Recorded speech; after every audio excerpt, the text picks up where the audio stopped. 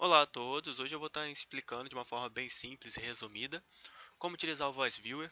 O Voice Viewer ele nos auxilia ah, na produção de mapas bibliométricos que auxiliam no seu trabalho de TCC, seja ele de natureza de revisão ou não, na sua dissertação, na sua tese.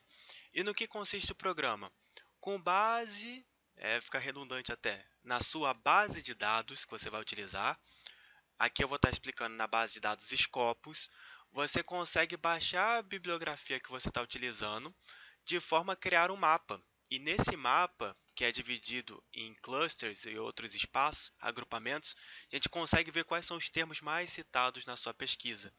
Então, de toda a sua bibliografia que você vai ter lá, está pesquisando, você vai ter os termos com maior ocorrência, qual a relevância do termo em relação ao tempo, a densidade desse termo, quanto esse termo foi citado ao longo das bibliografias. Então, são mapas muito interessantes para você trabalhar, né, e utilizar na sua apresentação, não só no trabalho escrito, como trazer visualmente, ele enriquece bastante o trabalho. Então, no geral, o que você vai fazer é entrar no site do Voice Viewer, e aqui você vai fazer, né, vai na parte de download, e aí é aquela parte super comum a todos os aplicativos, né? Se você tem sistema Microsoft, né, Windows, você vai baixar aqui. Se tem um Mac, você baixa por aqui. Mas enfim, voltando aqui à parte de seleção de documentos, em outro vídeo eu ensinei como acessar a plataforma, né, os Scopus, acessar o periódicos pelo portal CAF, pela sua instituição, para você ter acesso aos artigos.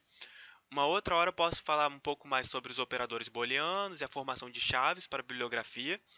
Mas agora, no geral, o que, que eu vou trazer? Eu trabalhar o Voice Viewer. Então, eu vou pegar aqui uma chave já pronta minha, né? Onde eu trabalho aqui um modelo do Scopus, que vai pesquisar dentro de título, abstract e keywords, que são as palavras-chave, né? Então, e aí com esses termos aqui que eu estou procurando na minha pesquisa. Aqui, no meu caso, vou falar de copolímeros, né? Um polímero específico, e eu vou fazer a pesquisa. Quando eu peço para pesquisar, ele encontra 38 documentos, só que aqui embaixo ele tem um filtro que eu coloquei para limitar aos de acesso livre. Eu vou tirar esse filtro aqui dentro da plataforma Scopus e ela encontrou 201 arquivos. Então imagina que essa é a sua pesquisa, a sua bibliografia, a sua revisão bibliográfica, por exemplo, utilizando esses descritores, encontrou 201 artigos e eles estão correlacionados à sua pesquisa. Pô, são artigos bons para minha pesquisa. O que eu posso fazer para utilizar no Voice Viewer? Então, por aqui, você vai selecionar todos. Você clica aqui nesse quadrado aqui e confirma que está selecionando todos ou apenas os da página, né? Aqui, Select All para selecionar todos. E aí a gente vai baixar esse documento, exportar para o arquivo que o programa lê, que é o arquivo... Eita, meu mouse está com problema. É o arquivo no modelo RIS. Às vezes, algumas plataformas utilizam o CSV e outras bases de dados utilizam também. O CSV e o RIS são os mais comuns. Mas, de forma geral, quase que universal, utiliza-se o documento em formato RIS. Então, você vai clicar aqui após selecionar todos e vai abrir essa aba, confirmando para exportar 201 documentos, né, que foi o que apareceu no início da plataforma Scopus. Aqui, a gente vai querer exportar o máximo de informações possíveis para dentro da plataforma. Então, a gente vai selecionar todos os quadrados aqui. Assim que a gente preencher todos, né, confirmou que são os 201 documentos, a gente vai exportar. Aqui eu vou fazer o download de novo para mostrar que é rápido, por mais que sejam muitas informações, ele baixa bem rapidinho. Olha, ele está exportando os 201 documentos. E ele criou um documento aqui. E aí esse documento vai estar na sua pasta download, depende de onde você quiser organizar no seu computador. Eu botei aqui ele já na área de trabalho para facilitar encontrar ele depois.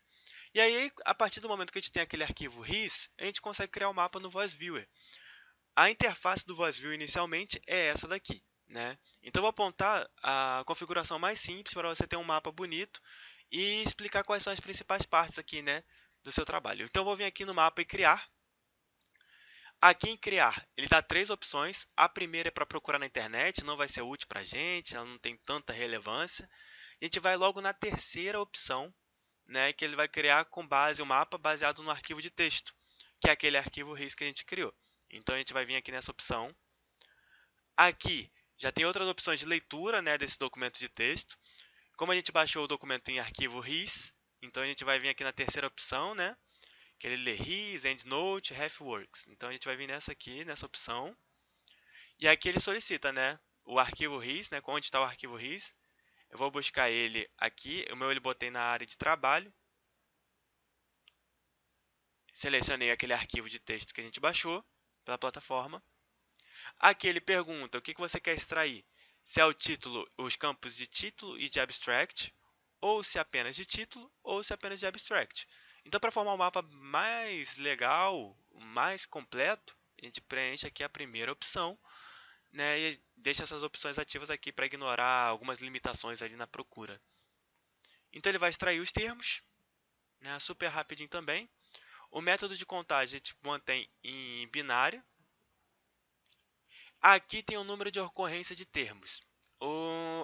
Aí vai depender de quantos artigos você tem e como o seu mapa vai ficar. Porque é aconselhado esse threshold é a quantidade de palavras que vão aparecer no seu mapa. Dizem que um número bom é um número de 100. Aqui está com 113, é um número próximo. Então já está um número legal. Quando eu gerar esse mapa com esse número de ocorrências de termos, 10, ele vai formar um mapa legal. E o que seria esse número de ocorrências? Naqueles 201 artigos, todos eles vão ter palavras, por exemplo, polímero. Né? A minha pesquisa é com base em polímero. Certamente vai ter mais de 10 vezes a ocorrência desse termo.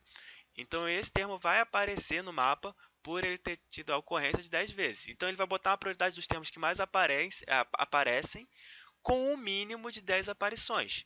Entendeu? Quando a sua pesquisa tem 30 artigos, às vezes 10 é pouco. Então, assim, pelo bom senso a gente mantém o 10, mas poderia botar 9, 8, são números ainda aproximados para formar um mapa legal. Aqui até como tem, né, 4.774 termos, ele vai mostrar os desses 10 mais relevantes. Então, se eu botasse aqui, por exemplo, 50, deixa eu ver, ele normalmente atualiza direto. Não atualizou não. Ah, atualizou. Ele vai para 11, né? No threshold. Então vai aparecer só 11 palavras quando eu botar o número de ocorrências de 50 vezes uma palavra. Certamente vai aparecer o quê? Polímero, que é uma palavra que aparece muito. Em 201 artigos, certamente ele foi citado mais de 50 vezes, né? Então ele ali só apareceria 11. Mas vamos manter 10. 10 é um bom número, ele daria ali 113 mais ou menos, né? No mapa. Então a gente vai para o próxima opção. Aí aqui tem um cálculo de porcentagem, né? Normalmente você pode continuar, que ele fala aqui dos 113 termos é, apresentados, ele vai mostrar a relevância, né? E ele faz um cálculo para mostrar qual seria a relevância desses termos, mas no geral, a própria relevância que ele dá aqui já monta um mapa interessante. Ao final, né, quando a gente dá um next mais uma vez, ele mostra todos os termos que vão aparecer no mapa, com uma coluna de relevância também. Essa tabela pode ser utilizada, né, para artigos. Então essas palavras aqui que já estão, né, como um spoiler, composto, desenvolvimento, eles vão aparecer no mapa. Então eu vou finalizar aqui para vocês verem o mapa, mas aqui ele já mostra com os dados numéricos de relevância. Finalizei. Então apresentando o principal mapa do Voice Viewer, ele vai apresentar as palavras em clusters. O que seriam esses clusters? Ele é dividido pela coloração aqui, os termos que estão mais correlacionados em determinado tema. Então, vou pegar aqui o por exemplo. O poliéster está associado a termos de outro cluster, mas dentro do cluster vermelho, você percebe que tem uma tendência muito maior a falar, por exemplo, da característica polimérica. Então, vai falar muito de polímero dentro desse cluster. Então, é poliéster, polímero, biodegradabilidade, copolimerização. Estudos são termos que vão aparecer normalmente em vários trabalhos de diversas naturezas. Mas, no geral, o que a gente consegue observar dentro de um mesmo cluster? Uma tendência, uma ligação, né? Os termos por si só eles se correlacionam com termos de outros clusters, mas os termos que estão dentro da mesma coloração eles tendem a se relacionar mais, a se apresentar de forma conjunta dentro de um texto, né? Eles vão estar correlacionados dentro dos artigos lá, dos 201 artigos que eu pedi para pesquisar, eles vão estar relacionados. A mesma coisa aqui no cluster verde, cluster azul. Pode ser que no mapa que você faça tenha mais de 4 clusters. O clássico dentro da plataforma são 4 cores, mas pode ser que apareça um roxo e por aí vai. Ele mostra essa ligação dos termos. O tamanho da bolinha também diz quanto desse termo aparece no texto. Então, se o meu tema trata de polímero, a bolinha do polímero ela é maior do que as outras, comparada, por exemplo, à bolinha lá de baixo do caprolactona. que é um polímero também, que é um poliéster. Então, normalmente, a permanência dos termos tendem a responder a essas características dentro do mapa. E traz informações interessantes, termos que às vezes não são utilizados nos seus descritores, que pode apontar algo novo para sua pesquisa. Então, por exemplo, nesse mapa não tem, mas na maioria dos mapas que eu faço de polímeros, eu não sei nem se tem aqui, mas eles tratam, por exemplo, da nanotecnologia, que é algo novo. E aí, esse termo, né, que eu não estava pesquisando antes por aparecer nessa busca bibliográfica, abriu meus olhos que é uma nova tendência para trabalhar polímeros e as novas pesquisas com polímeros com certeza vão ter aplicações com nanotecnologia. Então ele mostra uma tendência, uma atualização do seu tema. Esses mapas auxiliam nessa busca. Outro mapa que a plataforma nos dá, né, a gente vem aqui em cima, na aba, é os termos em relação ao tempo. Ou seja, as cores mais frias, cores para o azul, são termos mais antigos, não significa que não são utilizados, mas eles aparecem mais antigamente. Então, em 2012, a gente tem, né, os termos aqui, significado. Tem outros termos que às vezes não são tão relevantes para o seu tema, mas que tem uma correlação para o mapa. E aí ele mostra a evolução ao longo do tempo. Então, polímero, aplicação, compósito, né? Compósito que é uma técnica dentro da parte de polímeros, ele é mais recente, do ano de 2018.